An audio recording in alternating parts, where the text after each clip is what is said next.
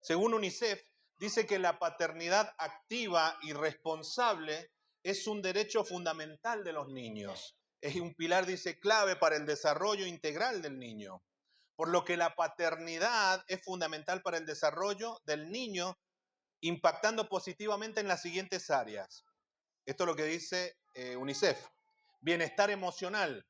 Un papá afectuoso y presente transmite seguridad, lo que disminuye problemas de conducta y favorece una mayor confianza de los niños en sí mismos. También equilibrio familiar.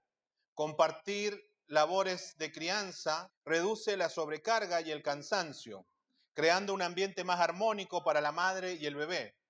El desarrollo cognitivo, mire qué interesante. Un padre involucrado genera mejores resultados académicos y habilidades de resolución de problemas desde la etapa escolar. Y desarrollo personal del hombre. Mire lo que hace en el hombre la paternidad. Dice que la paternidad activa permite al hombre expresar sus emociones, fortalecer los vínculos afectivos y enriquecer su calidad de vida familiar. La importancia de la paternidad. Ahora, ¿de dónde nace la idea de la paternidad, de tener un padre? ¿De dónde nace la idea? Bueno, sin lugar a duda de Dios. Sin lugar a dudas de Dios. Aunque la imagen de Dios como padre está muy lejos de la que tenemos nosotros de un papá terrenal, pero la idea viene de Dios. Porque quiero decirle algo, la paternidad de Dios no es igual a la paternidad terrenal. Y me gusta contar esto que me sucedió a mí. A mí me costaba decirle papá a Dios porque lo sentaba a Dios en una silla de ruedas, porque a mi papá yo lo tenía enfermo, postrado en una silla de ruedas. Entonces cada vez que yo le decía a Dios papá, era como que a Dios lo sentaba en una silla de ruedas enfermo. Y tuve que sanar eso y entender de que Dios no es un papá como fue mi papá, aunque mi papá fue excelente, fue excelente conmigo. De hecho, en mi familia dicen que el que se parece a mi papá soy yo.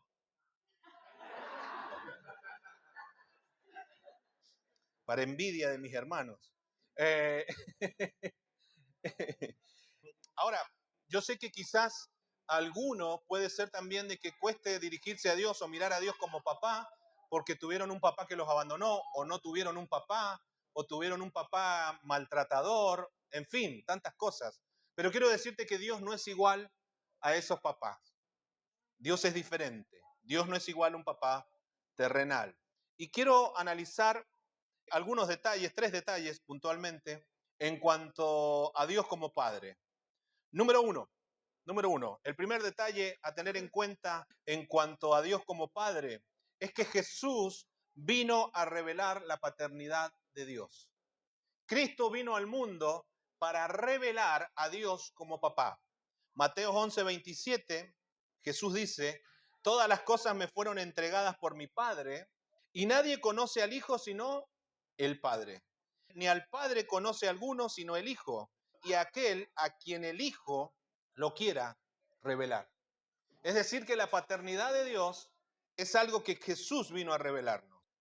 En Juan 1:18 dice, a Dios nadie lo ha visto nunca. El Hijo unigénito, unigénito en el original es monógenes, que habla de único en su clase.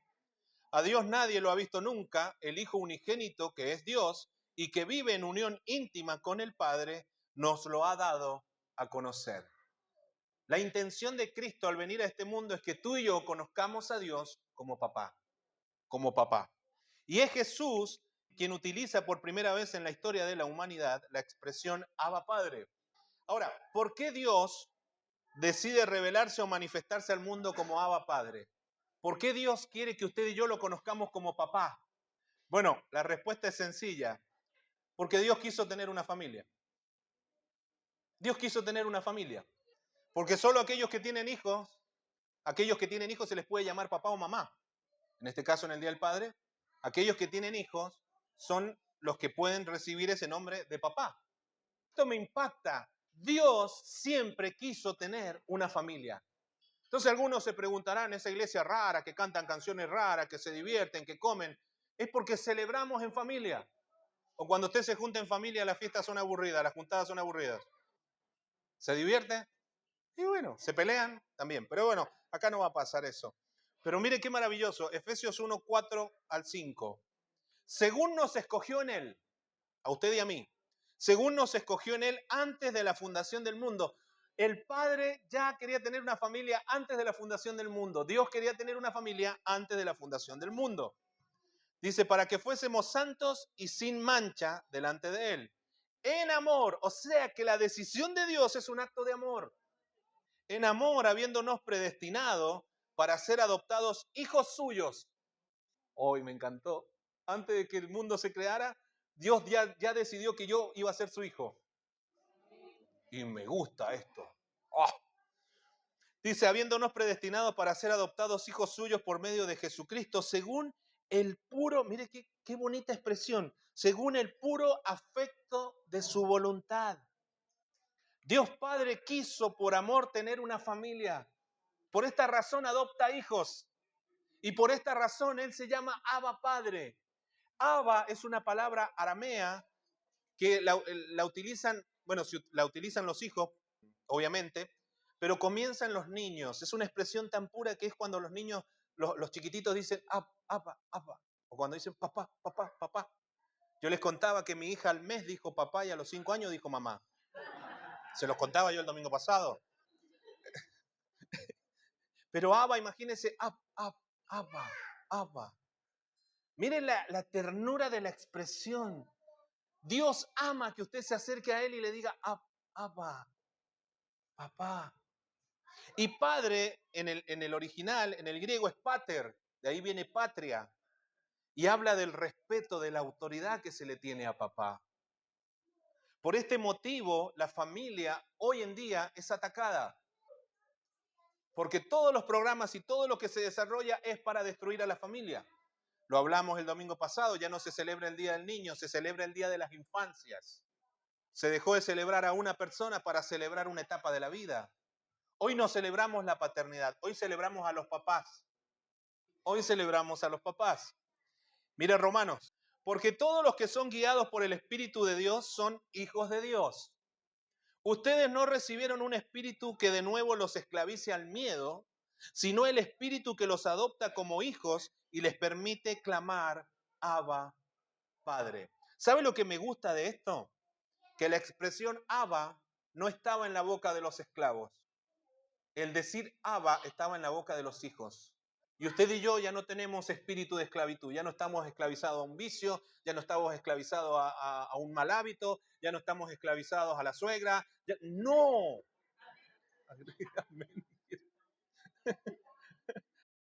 Ya no somos esclavos de nada, somos hijos. Siéntase en libertad y disfrute porque usted es hijo. ¿Sí? Dios Padre quiso en su amor que tú y yo fuésemos hechos sus hijos. El primer detalle, muy rápido y furioso, el primer detalle a tener en cuenta en cuanto a Dios Padre es que Jesús vino a revelar la paternidad de Dios. Dios quiere que lo conozcas como papá, como papá, como papá. Somos la familia de Dios. ¡Uy, me gusta!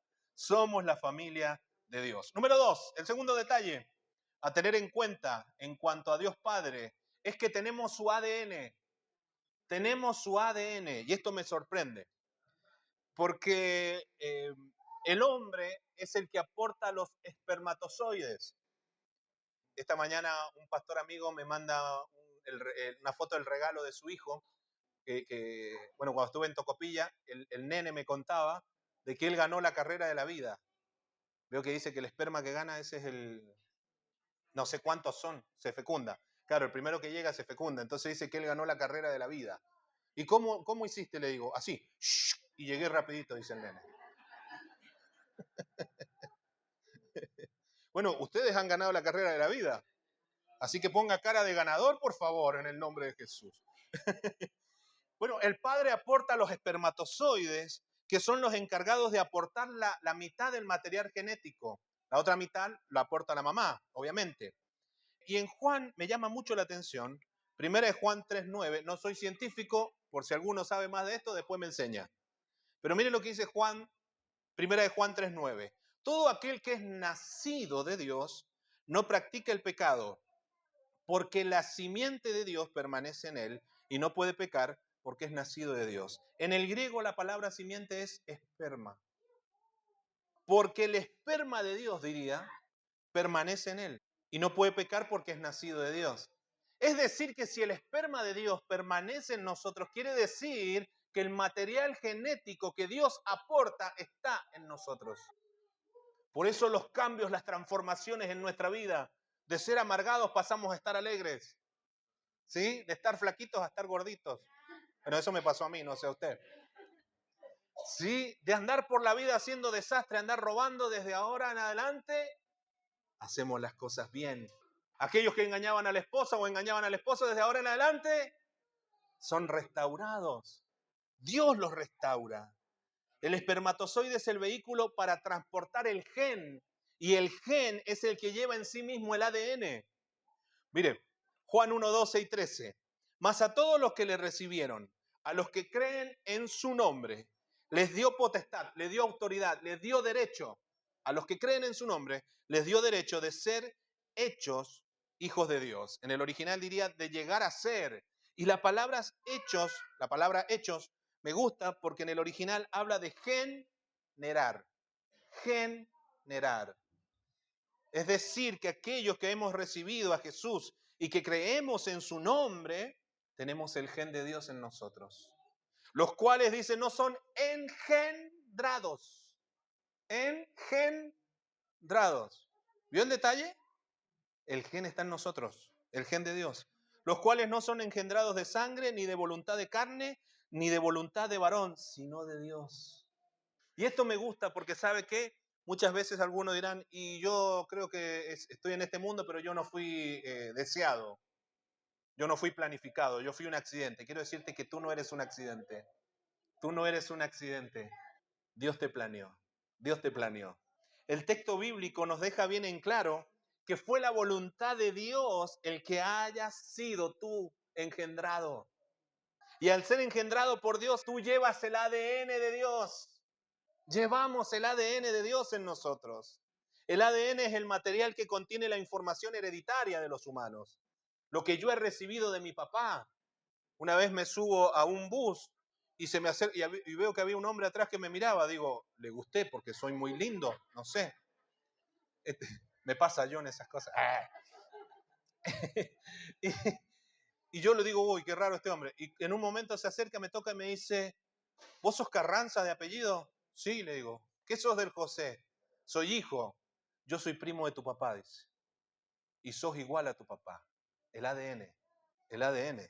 La información genética. Y me sorprende esto de la información genética. Y esto me lo mostró mi esposa porque ella es muy sabia. Y ella me dice, esto tenés que poner. Y yo obedezco. Científicos en Estados Unidos, encontraron en el ADN humano un código que se repetía, una secuencia que se repetía en el ADN humano. La secuencia es 10-5-6-5. 10-5-6-5, para que mañana vaya y lo juegue al loto. No. Luego decidieron reemplazar esos números por su equivalente en el alfabeto hebreo, en las letras hebreas, y arrojó como resultado el nombre de Dios. Yod Het Vahei. Eso se conoce como tetragramatón. Ese es el nombre de Dios. De ahí viene Yahweh, de ahí viene Jehová. Cuando Moisés le dice a Dios, ¿cuál es tu nombre? Y el Señor le dice, yo soy el que soy. Esa es la respuesta que le da. Ese es el gran yo soy. Ese es el yo soy. Y eso está en nuestro ADN. Eso se repite en nuestro ADN. Tú y yo tenemos el ADN de Dios en nuestra vida. Fue la voluntad de Dios haberte engendrado. Fue la voluntad de Dios haberte dado vida. Fue la voluntad de Dios que tú llevaras el nombre de Él en tu ADN. Y fue la voluntad de Dios, por amor, hacerte su hijo. Es un día para celebrarlo. Me encanta. El segundo detalle a tener en cuenta en cuanto a Dios Padre es que tenemos su ADN. Mira el que está al lado y dígale, tengo el ADN de Dios. Tengo el ADN de Dios. Somos la familia de Dios. Somos la familia de Dios. Me encanta. Y número 3, y termino. Amén. Gracias. En el Día del Padre, pero le sale con todo el caudal. Muy bien. Muy bien. Me gusta, me gusta. Me gusta. Número 3. El tercer detalle a tener en cuenta en cuanto a Dios Padre es que Dios es un Padre presente. Dios es un Padre presente. Génesis nos enseña que Dios no creó al hombre. Dios no creó al hombre. Lo que Dios creó fue la tierra y el agua. Y ahí formó al hombre. Dios de lo creado forma. Tomó tierra, tomó agua, hizo barro. ¿Usted sabe lo que es el vallo? ¿Alguien sabe lo que es el vallo? Es agua con tierra. Es un chiste malo, pero lo tenía que decir. Perdón. ¿Lo sabía, Angélica? Sí. Estamos muy elevados nosotros. Mire, esto quiere decir que todo lo que Dios crea, lo forma.